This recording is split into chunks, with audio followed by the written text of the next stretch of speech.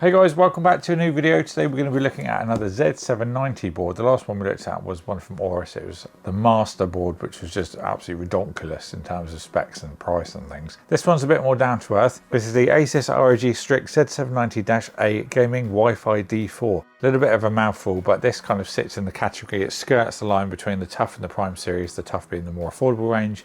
Then you go to the Strix, then you've got the E and the F. The F is another £50 and then the Strix is another £150, so it really does ramp up in value with the other letters. But this one sticks at, I think, a good price and a perfect match for the 13700K. This will have capacity to take the 13900 if you are wondering about that. But I think just price-wise and feature-wise, this does seem to match the kind of specs of the 13700 very well. So let's open this up and tell you some more specs as we go.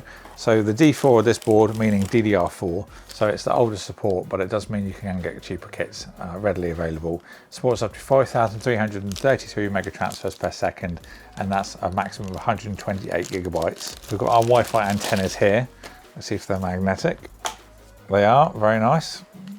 Just a single one on this one. Of course, this is ROG 1700, so support for 12th and 30th gen processors. Let's take that out for the moment. Have a look below.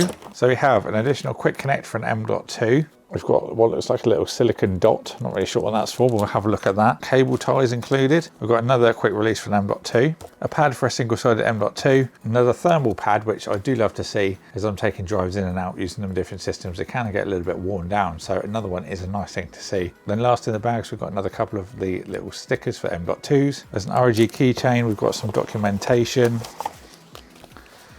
and some stickers as well. Nice ones to match the theme of the board. And then a little card saying about rocking the gaming world with ROG Strix. And here is the Z790-A. Now, first impressions, it looks a lot less white than it does on the website. It looks like it's just a predominantly white board, but in real life, there is a lot of silver over on the VRM. So here you've got some white across the quick release, and then just over here on the VRM, and then the cover outside as well. The majority of the board otherwise is silver. Just quickly, let's look at all those power phases and chokes and things, absolutely just rammed in there. So like I said, 13700 I think would be a good pairing for this, but we'll take the 13900, no problem at all. So let's start up in the top left as we generally do. We've got our two EPS connectors for power. There's our first 4-pin connection that's got a little cover on them now. There's our second a little bit further along. We've got our first of ASUS's Gen 2 headers, and then we've also got an additional standard 12 volt as well. We've also got some LEDs for postcodes as well when the board's booting up. Of course, our 24 pin for power. We've got a USB internal C. This is USB 3.2 Gen 2x2, 20 gigabits per second. There's also a USB 3 header there as well. That will be USB 3.2 Gen 1. On the right angle, we've got 4 SATA ports. Much like we've seen before, we've got less of these now as M.2 storage is so affordable. To the bottom of the board, we have got all of our front panel connectors. We've got 1, 2, 3 4-pin fan connectors. There's an additional one further along as well. We've got 2 USB 2 headers, so great for your AIOs or Corsair commanders and things like that. And we've also got an additional 2 Gen 2 RGB headers, so again 5 volt. There's also an additional 2 4-pin connectors up by the socket, so that gives you a total of 8 on this board if you include the one for the AIO. So back up by the socket, there are a couple of pills, but I'm going to be leaving these for any builds that we do. This is a little section that does light up when the board's powered as well. I'll see if I remember to put a picture on the screen so you can see what it looks like. There's also another pill on there as well.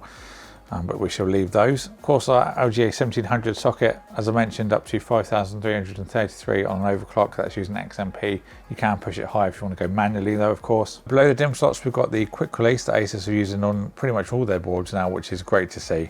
Absolutely love this. It's been so easy getting graphics cards out, especially when you're using a big tower heatsink. Generally, you have to use a ruler to go and push that latch, so it's really nice to not have to use that. Especially if you've got a graphics card that's got like a nice metal backplate and you don't want to scratch it.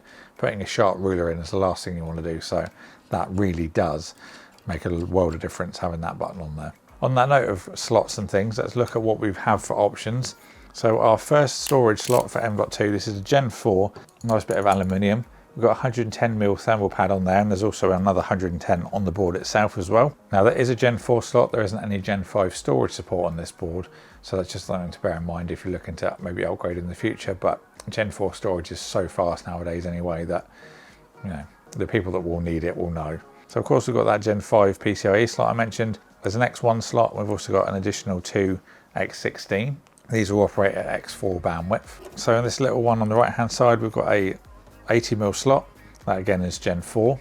There's a thermal pad on the back of that as well. Then we've got a big long bit of aluminium at the bottom, which will reveal a dual M.2 slot. So we've got one 110mm and then another 80mm. In total, that gives you support for up to 4 M.2s on this motherboard, all running in Gen 4. Last but not least, let's have a look at the rear I/O. Got quite a plethora on this one. So we've got a display port and then an HDMI out, 2 USB 2s, the 4 blue USB ports, these are USB 3.2 Gen 1. Then we've got an additional 2 red ones, which are USB 3.2 Gen 2. We've got our first USB-C port. This is USB 3.2 Gen 2x2, so 20 gigabits per second. Then we've got a normal Type-C, which will be USB 3.2 Gen 2, so 10 gigabits. We've got a 2.5 gig LAN.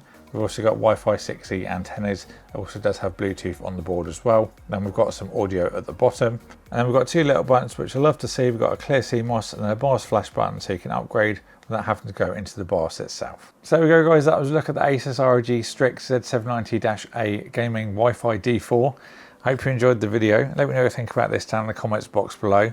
I really like how this board looks, and like I mentioned, I think it's going to be the perfect pairing for the 13700K.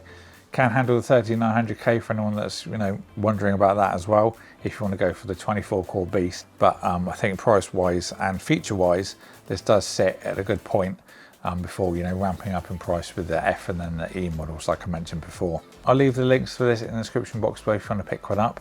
If you enjoyed the video, then don't forget to subscribe and ding the bell so you don't miss a future one. Thank you for ASUS for sending this out for me to look at. Thank you all for watching, and I'll see you all in the next one.